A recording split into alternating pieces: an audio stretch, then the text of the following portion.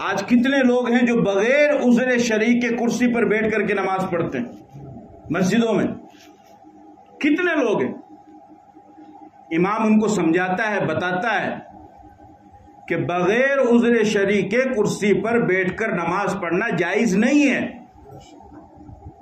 اگر آپ کھڑے ہو کر کے نہیں پڑھ سکتے ہیں تو زمین پر بیٹھ کر کے پڑھو،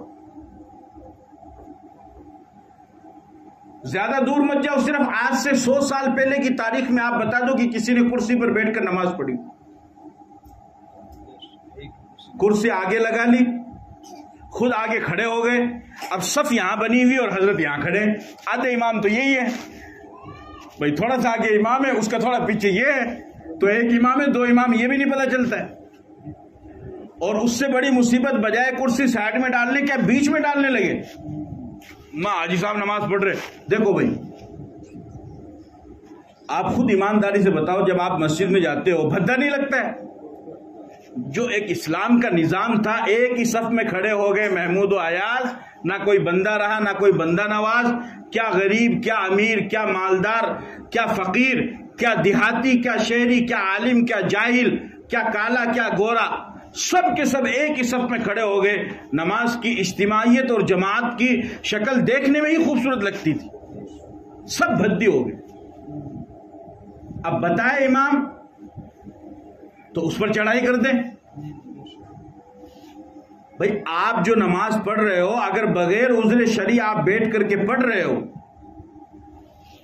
تو آپ کی نماز نہیں ہوگی، اور اس کا جواب قیامت کے دن امام صاحب کو نہیں خدا کو دینا پڑے گا۔ حضرت وہ تو بیچارہ غریب نہیں بولے گا، اس کو تو ڈیوٹی کرنی ہے بھائی، وہ تو خاموش، بولنے والا ایک بار ہی منع کرے گا، 10 بار تو نہیں کرے گا۔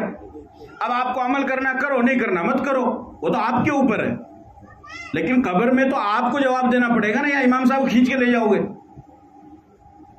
میدان محشر میں خدا کو جواب دینا، امام کو نہیں دینا۔ خدا کی ذات کو دیکھو، اس نے فرعون اور نمرود اور حامان اور قارون کو نہیں چھوڑا، تو کیا چیز ہے؟ 5 پیسے آنے کے بعد اتنا بڑا ہو گیا کہ خدائی دعویٰ کرنے لگا، اور خدا کا ایک بتایا ہوا حکم اس میں تو منمانی کر رہا ہے کہ نہیں میں تو آئے پڑھ دوں گا، پڑھ لے، جواب بھی تجھے دینا پڑے گا۔ 1-1 گھنٹہ کھڑے رہیں گے، 2-2 گھنٹہ کھڑے رہیں گے دنیاوی ضرورت کے لیے، 5 منٹ کھڑے ہو کر نماز نہیں پڑھ سکتے ہیں۔ یہ میں ان لوگوں کے لیے کہہ رہا ہوں کہ جو معمولی سے بہانے بنا کر کے کرسی پر بیٹھ کر نماز پڑھنے لگ جاتے۔ باقی کسی کو اگر عذر ہے، کوئی واقعتاً مجبور ہے، معذور ہے، تو اس کو تو شریعت بھی اجازت دیتی ہے، اس میں تو کوئی منع ہی نہیں ہے۔ بغیر عذر شرعی کے اگر کھڑے ہو کر کے نماز پڑھو، آپ ایک بات بتاؤ مجھے، کرسی پر بیٹھ کر نماز ہوتی ہے یا نہیں؟ یہ تو بات کی چیز، اس کو چھوڑ دو۔ آپ بتاؤ نماز میں کتنے رکن ہیں؟ 4 بڑے رکن ہیں، 4 ہے نا؟ قیام یعنی کھڑے ہونا، دوسرا رکوع، تیسرا سجدہ، اور چوتھا قاعدہ، جو اپن تشہد پڑھتے بیٹھ کر کے، اس کو قاعدہ بولتے ہیں۔ یہ 4 بڑے رکن ہیں، قیام، رکوع، سجدہ اور قاعدہ۔ اچھا، کرسی پر نماز پڑھنے والا ایمانداری سے بتاؤ کتنے ارکان پورے کرتا ہے؟ ایک بھی نہیں کرتا ہے بھائی، اس لیے کہ وہ کھڑا ہے، تو اگر وہ کھڑا بھی ہے تو آگے کھڑا ہے۔ اچھا، مسئلہ یہ ہے کہ جو رکوع اور سجدہ نہیں کر سکتا، اس کے اوپر قیام بھی فرض نہیں ہے۔ اگر مان لیجیے یہ کرسی نہ ہوتی اور مجبوری کی وجہ سے یہ زمین پر بیٹھ کر کے نماز پڑھتا، تو بتاؤ کھڑا ہوتا یا بیٹھتا؟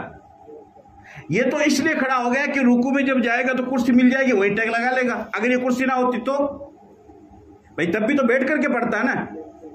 اچھا، مان لو تھوڑی دیر کے لیے چلو وہ قیام کر رہا ہے، بچے کتنے بچے؟ 3، رکوع اور سجدہ اور قاعدہ۔ بتاؤ رکوع کرتا ہے وہ؟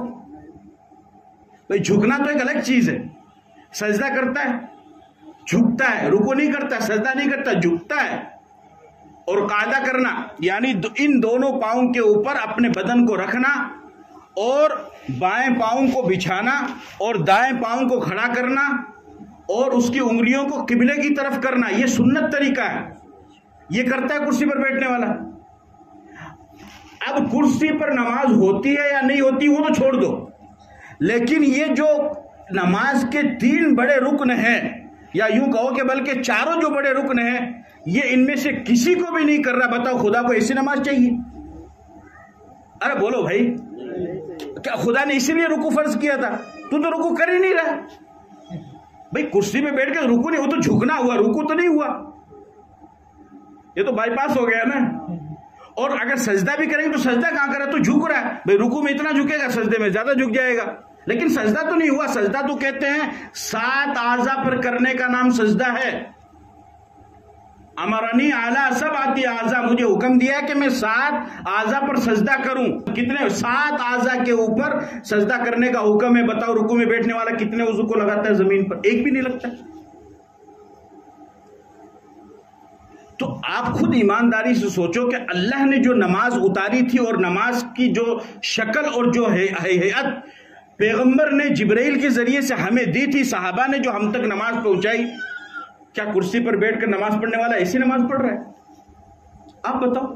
خدا بھی سوچتا ہوگا دیکھو میں نے رکوع کو بھی فرض کیا ہے، سجدے کو بھی فرض کیا، پھر سلام پھیرنے کے بعد کہتا ہے کہ اللہ نماز قبول بھی کر لے۔ خدا بھی سوچتا ہوگا 4 رکن میں سے ایک تو پورا کیا نہیں، اوپر سے کہہ رہا نماز قبول کر لے۔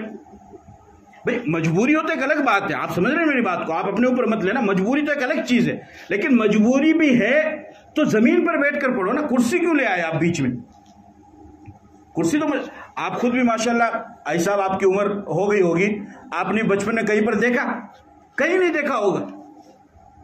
یا چلو سنت یا نفل اگر پڑھنی ہو تو آدمی کرسی پر پڑھ لے، لیکن فرض تو کم سے کم کھڑے ہو کر کے پڑھے۔ تھوڑا بہت تو برداشت کرو، یا کچھ تو برداشت کرو، کچھ بھی برداشت نہیں کر رہے۔ اور بڑے بڑے صحابہ کے واقعات سنائیں گے، قربانیاں بتائیں گے، اور جب خود کا وقت آئے گا تو ذرہ برابر قربانی دینے کو تیار نہیں۔